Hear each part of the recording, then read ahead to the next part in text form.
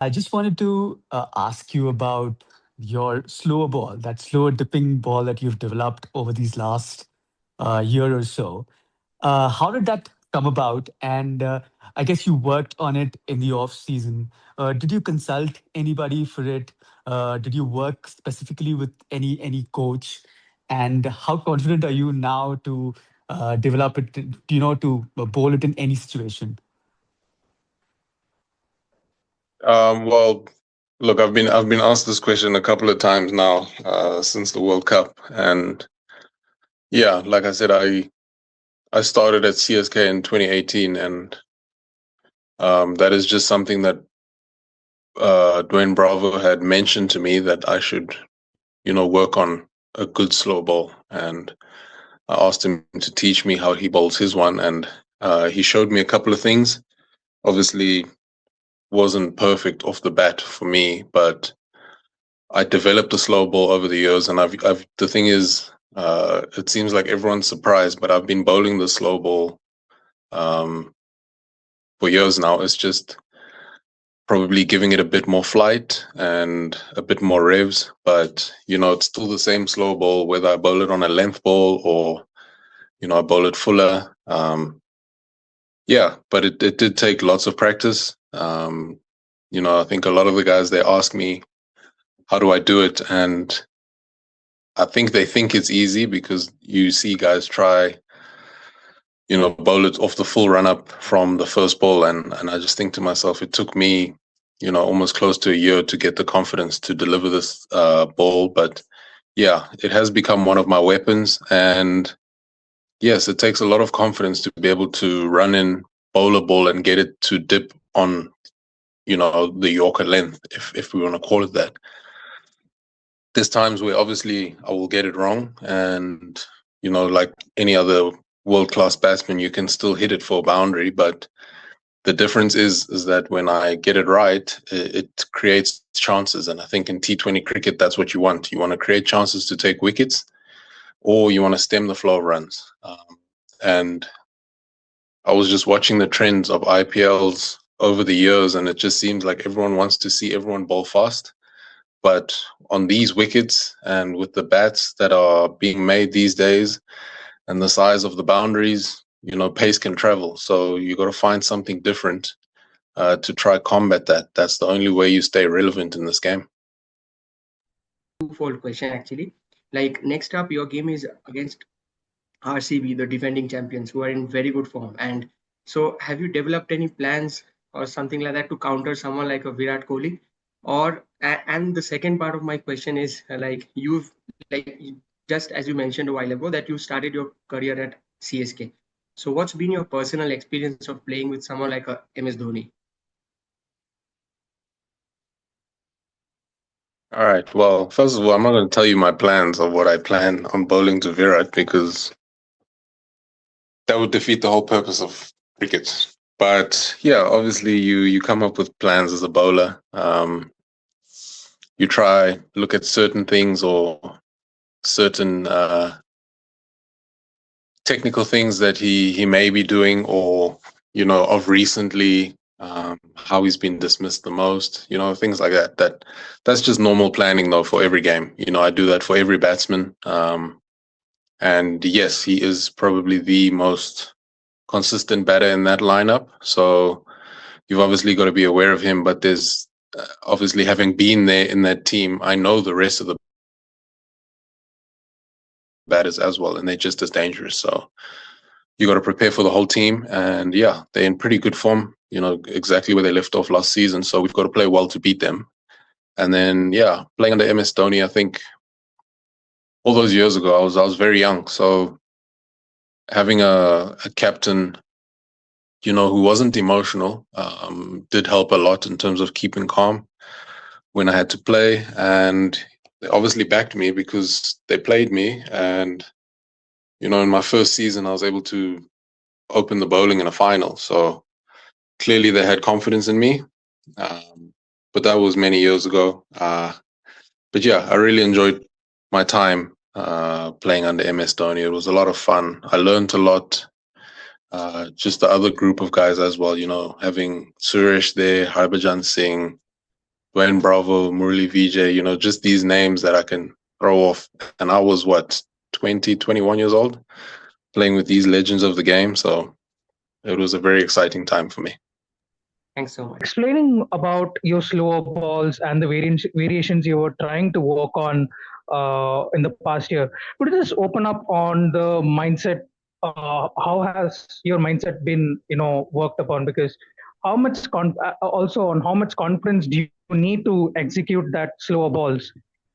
There's more on the skill, but I want to know how mentally you've grown with that variations and trying to execute that. More on that, Lungi.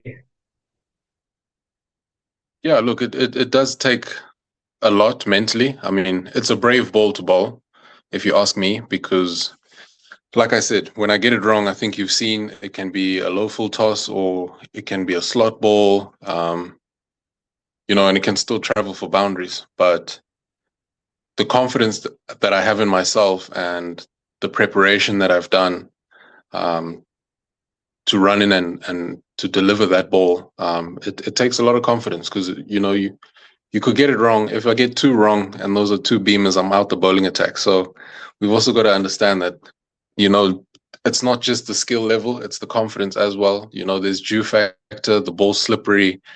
If I get it wrong, many things can happen, but I have that confidence in myself. I've done it for many years now, where I'm always bowling under pressure. So I bowl in the power play and then I bowl at the death. So it can only go one of two ways. It's either you get wickets and you stem the flow of runs, or guys can score runs, because either way, guys are swinging when I'm bowling. So you bowl the tough overs.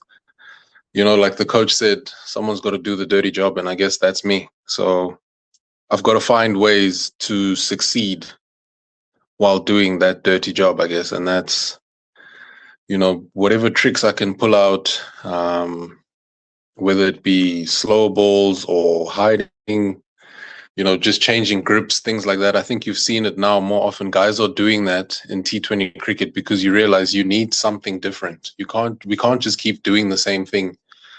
It's not getting any easier for us as bowlers. So we've got to trust in ourselves. We've got to practice different skills. And then at the end of the day, it just comes down to execution. A lot of people sit on the side and they think it's easy and they say, oh, well, why didn't you just bowl this ball? Well, because I'm 22 yards away and I've got to get it pinpoint on, or, someone can easily hit that for six. So mentally, you've got to be very strong, but skillfully, you've also got to be very good.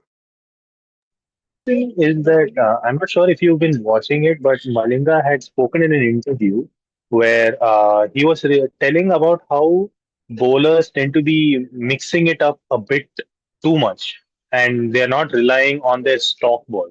So, do you, considering you have a plethora of variations that we have seen, and I'm pretty sure you have some hiding in the back seat, but yeah, so, do you think you maybe there are times where you're probably spoiled for choice, or maybe you don't, you might need to focus down on what you need to really do? Like, what is your whole take on the whole thing, where bowlers might be a bit spoiled for choice and trying a bit too much? Yeah, look, there's certain times where it can become a problem. I think in the longer formats that becomes a problem. When you say in the shorter formats, we don't rely on stock balls. I think from what I've experienced, with the way guys swing now, I mean, if we're looking at it, 70 or close to 70 is what guys are looking for in the power play now. So that obviously tells you the shift in how guys are playing. And if you're going to keep bowling the same thing, he's going to catch you at some point. So you do have to have something. The game doesn't allow us anymore to just run in and hit the top of off for six balls. Yes, it may work for some bowlers who are maybe a bit taller, or you're a bit shorter, you got a different action. But if you've got a pretty clean action and you're of average height, if you bowl the same six balls, I can probably say two of them are going to go for a boundary. And that could either be 8 off the over or 12 or 10. So having the variations is always good because sometimes you need them. When something is not working, you try something else. If you don't have the variations and what you do is already not working, so then what do? You see, you're caught in a bit of a trap. So I think there's always a time and a place. If the wicket is assisting, you can stick with your stock ball and you can bowl, how you want to bowl. But if the wicket isn't giving you anything, the ball is skidding on. It's not really fast. It's not slow. It's not bouncing. It's just a good wicket to bat on. Then you sit there and you ask yourself, okay, so what now? And if you have no other skills, you're in trouble.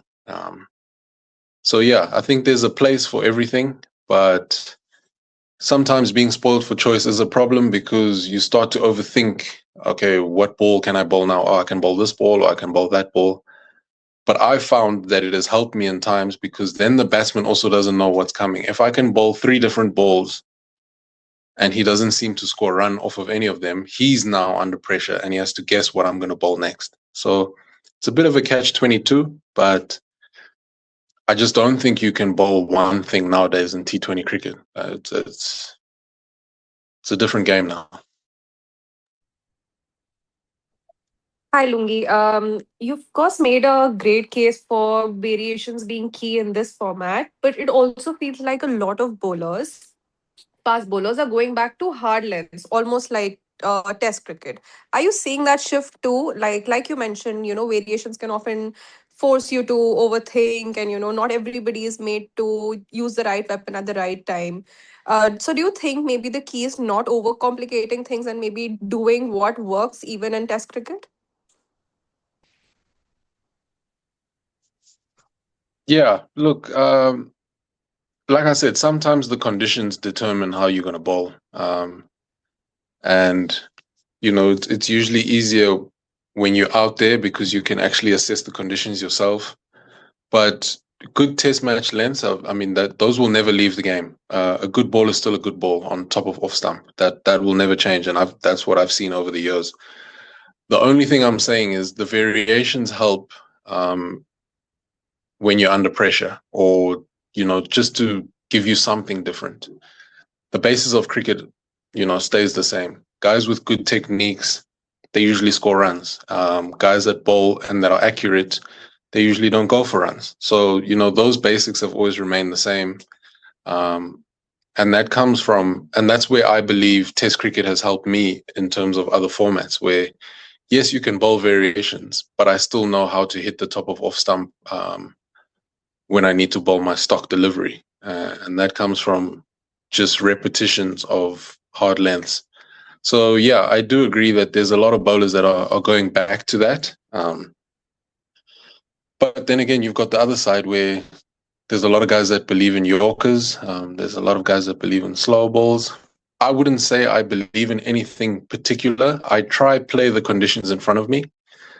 But yeah, I can agree with your statement of, guys are trying to keep it simple, but sometimes you just got to change things up.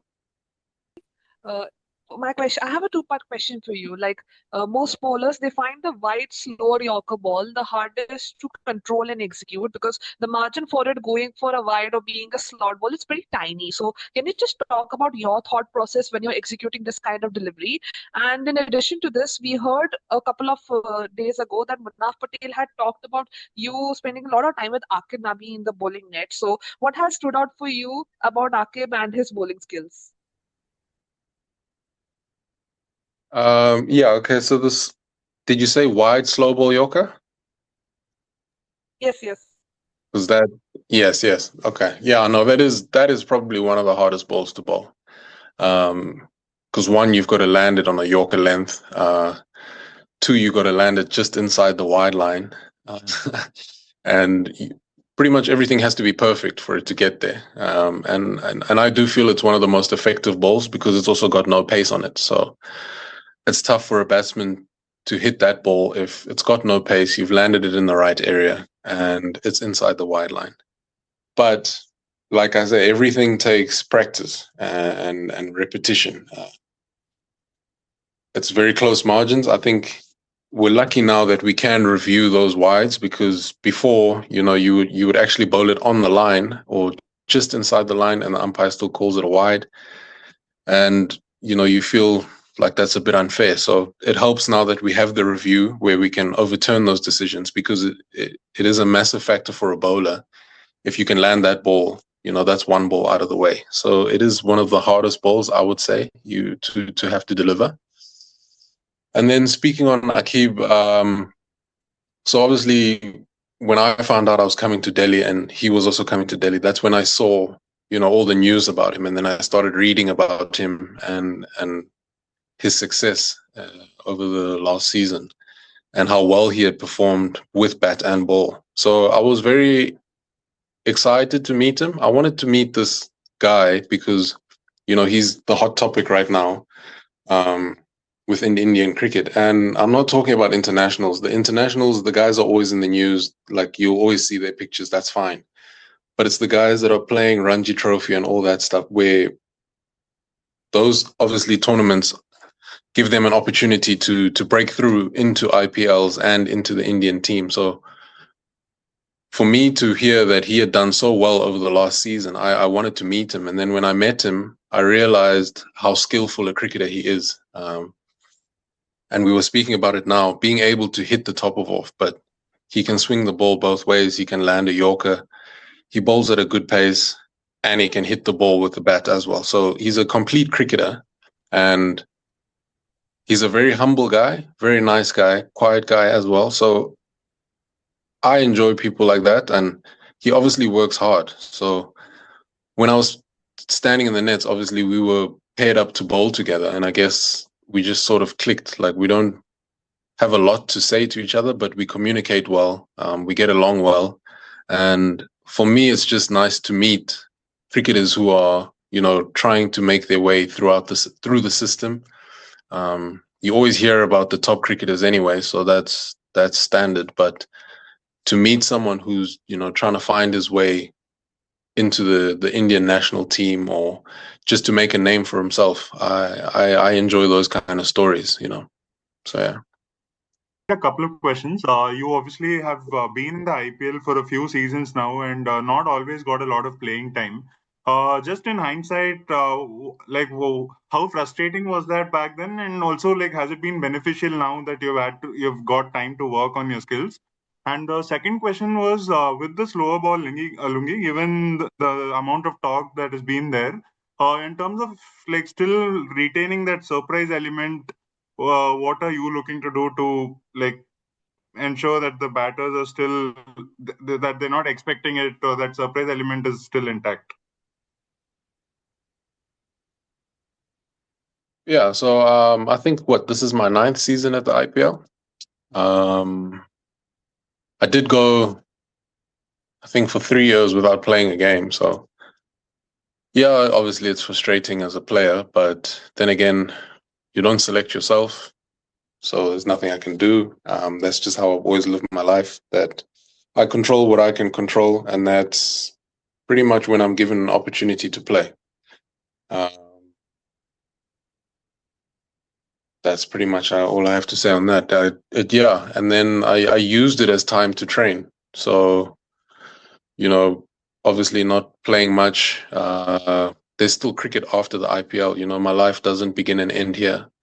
I've still got national duties. I got to play for my country. So I use it as time to prepare for whatever I've got coming next if I'm not playing. But if I'm obviously playing, I'm fully invested in what I'm doing at the time.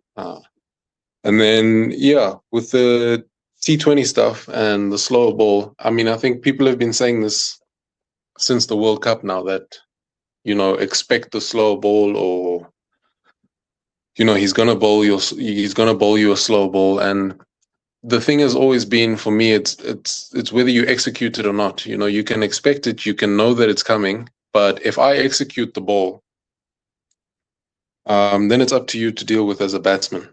Yes, there's obviously that element of surprise.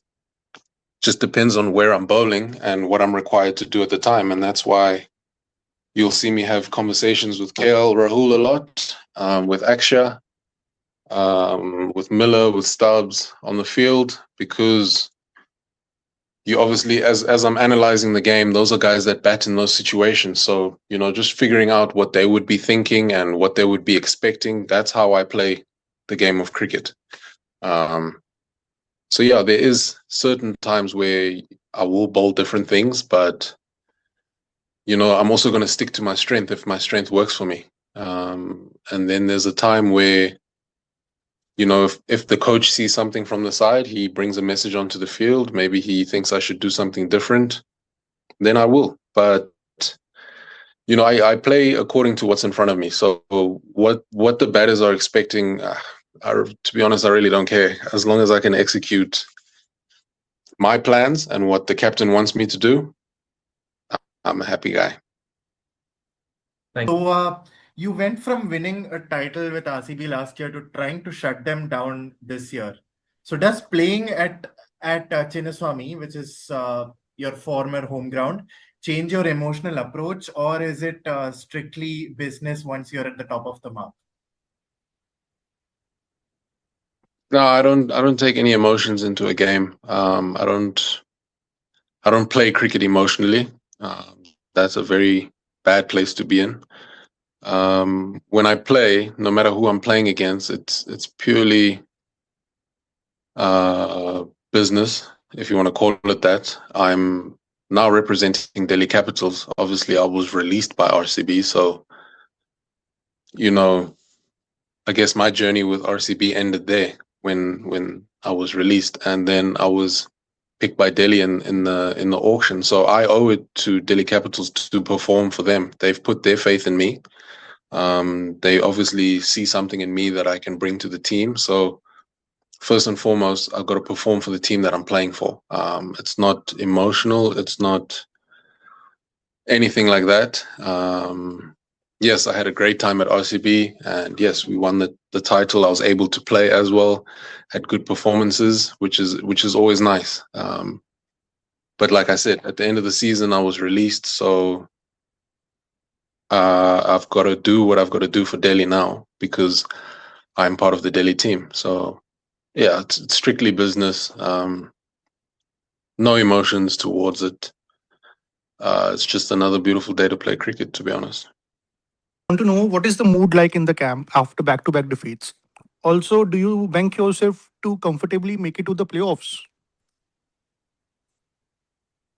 Look, I can't predict the future, but all I can say is we definitely have the squad that can do it. That's one thing I've seen, and obviously having played in teams before that have won, there's certain things that stand out that tell you, if a team is, running for one of the top spots. And I've definitely seen those things. I think for us, the two defeats that we've had, if we analyze them, it's been close games. And at times, there's been times where we've let ourselves down. So yes, it's obviously saddening to lose, but when you look at how you lose, that's where the truth comes out. And if we're being honest, I think we can put our hands up and say we've let ourselves down twice in two games that we could have definitely won. So, once you have a team like that can honestly dissect losses, and the next thing is rectify those mistakes, then you've definitely got something to hold on to there in terms of how far you can go in the tournament. So there's not too much.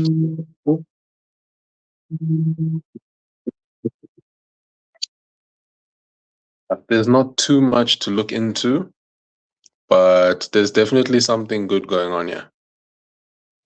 Thank you. So T20 is fit to be a batter's game, but the bowlers are coming also with multiple variations. You have shown a lot of variation this season. Any new variation you are working on this season?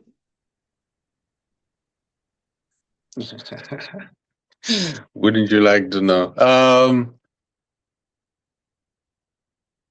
Yeah, there is actually something I'm working on, but probably wouldn't see it in this tournament yet. Things like this take time, but I'm always trying new things, just to try get the upper hand or just to get a further step ahead. Like I said, I'm bowling with Akib now, and for me, the way he swings the ball is something to behold. If anything, it actually reminds me a bit of Bhuvi. Like that's how good he is, and I'm obviously working with him. So learning. I learn from every bowler, and every time I come to the IPL, I try learn something new. I don't come here with the idea of I'm an international and I know everything already. Because to be honest, I don't know these. Yes, I've been playing in India for years, but sometimes the local guys know they have the best knowledge of what to do in India. So whatever I learn, it comes from the guys that play here. I've obviously got a lot of respect for them, and I don't see myself as bigger than anyone else. So, even if someone hasn't played international cricket, I can learn from them and I can learn something from them. And I'm willing to teach them anything if they want to know from me. So, yeah, there's a couple of things I'm obviously working on, but yeah, I probably wouldn't see them in this tournament. DC played last four matches batting second. What's the plan in the upcoming match, and what's the role of all individual bowlers? I can't answer that question. I don't know the plan. I'm not the captain or coach. And then the individual plans, again, I can't tell you that because I don't know what the other guys are thinking. I can only speak on, what I see. Okay, we'll take one. WTC win last day or the Test series win in India? The WTC? What do you cherish more, a WTC win or the Test series win in India? Oh, definitely the ICC trophy. Take that any day. This is the first time we've done that for our country, so yeah, that for me would have to take the cake. But obviously, winning a Test series in India, it's up there. It's very high. But when we're speaking about history, I think that ICC trophy did a lot for us back in South Africa. Thank you. That's all we have